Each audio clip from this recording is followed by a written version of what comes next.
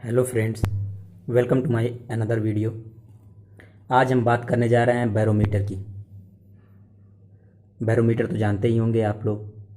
Atmosphere pressure नापने की जो इकाई होती है, यंत्र, वायुमंडलीय दाब जिसे कहते हैं, एटमॉस्फेरिक प्रेशर उसके बारे में हम बात करने जा रहे हैं।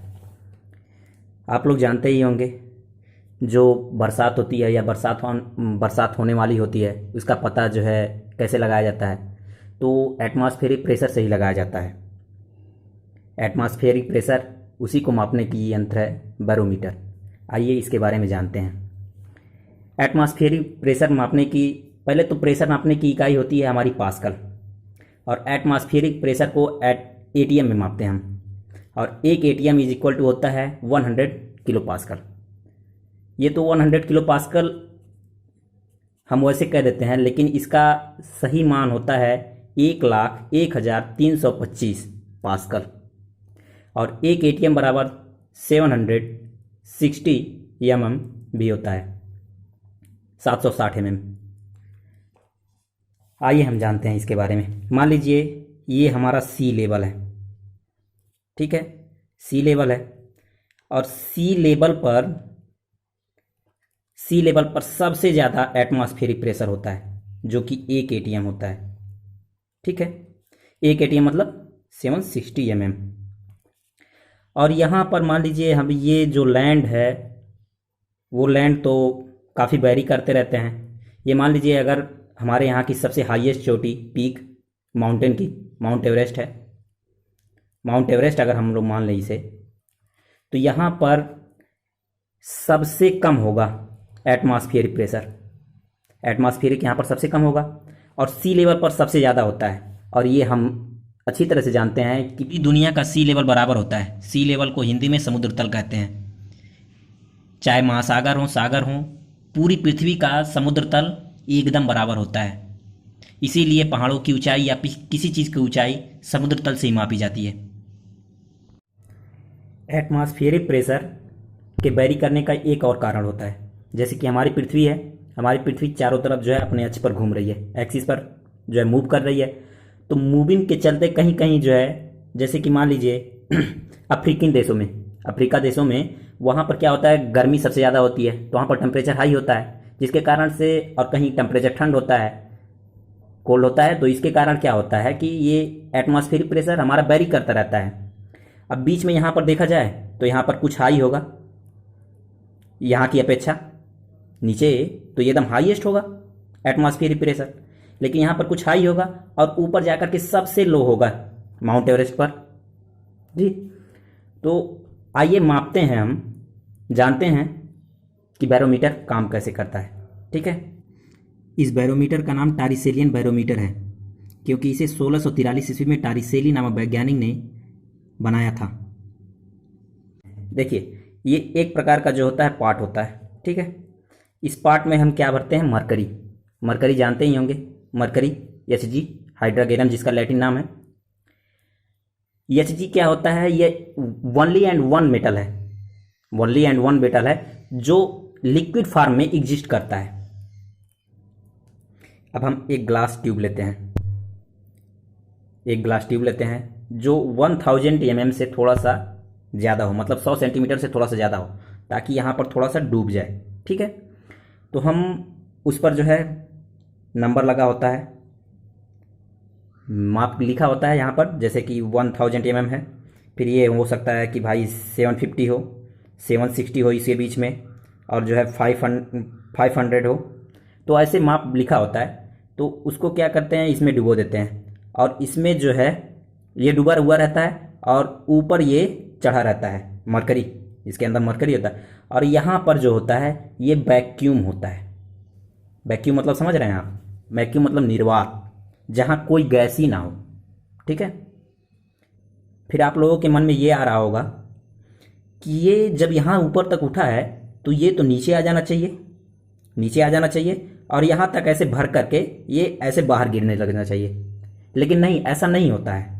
क्यों? क्योंकि ये डूबा हुआ है। जैसे हम एक जो है उदाहरण ले लें, उदाहरण ले लेते हैं कि मान लीजिए ये कोई पार्ट है, कोई पार्ट है, बर्तन, ठीक है, यहाँ पर एक छेद कर दिए हम, होल होल कर देते हैं। तो ठीक है, होल कर देते हैं, इसमें पानी भरा हुआ है, यहाँ से ऐसे ऐसे ऐसे पानी गिरने लगेगा।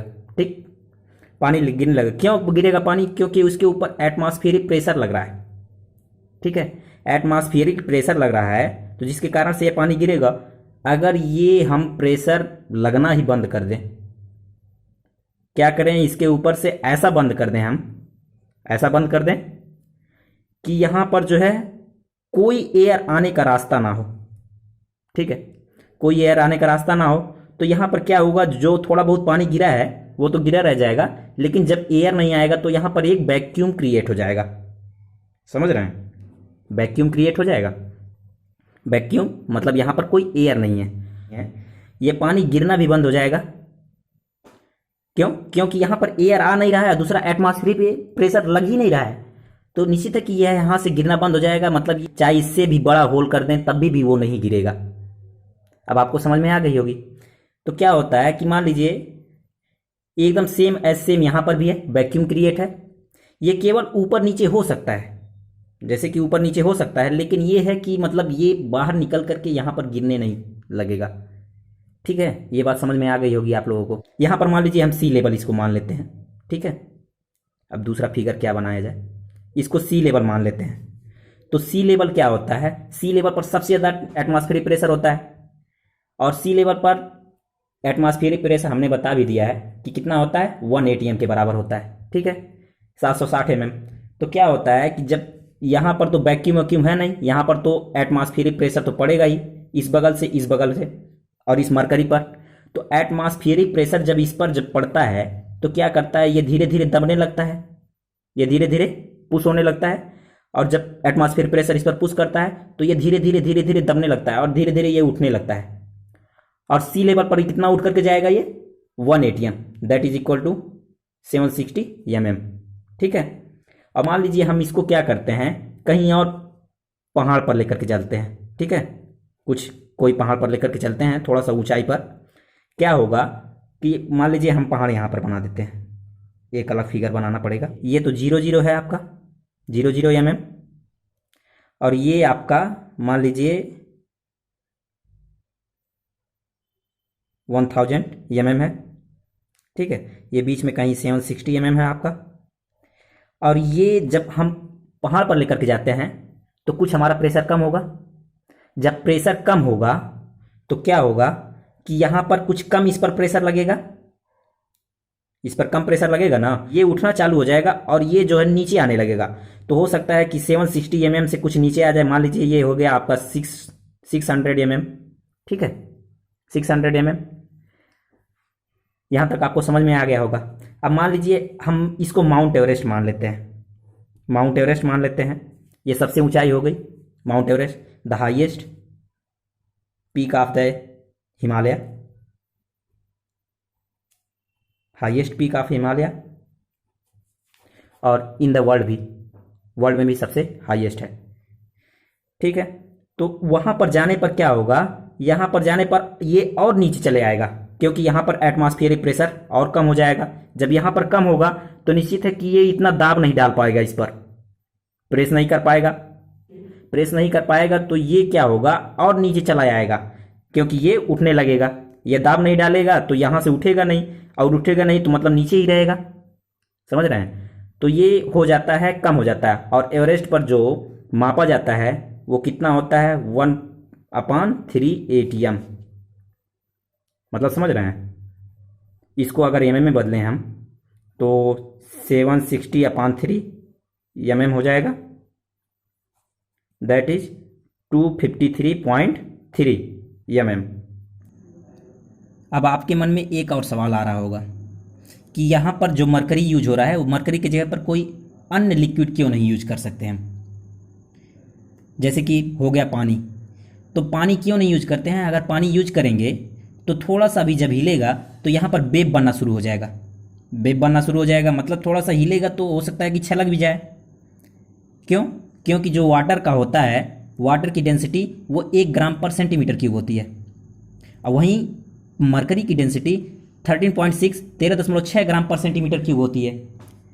तो ये गाढ़ा होता है और गाढ़ा होने के कारण ये छलकेगा नहीं, एकदम न के बराबर छलकेगा। ठीक है, तो इसीलिए हम मरकरी यूज करते हैं। और दूसरा चीज़, मरकरी पर ताप का प्रभाव बहुत तेज़ी से पड़ता है, जिसके कारण और ताप के प्रभाव से एटमॉस्फेरिक प्रेशर जो होता है वो भी वैरी करता है तेज़ी से, इसीलिए मरकरी को यूज किया जाता है।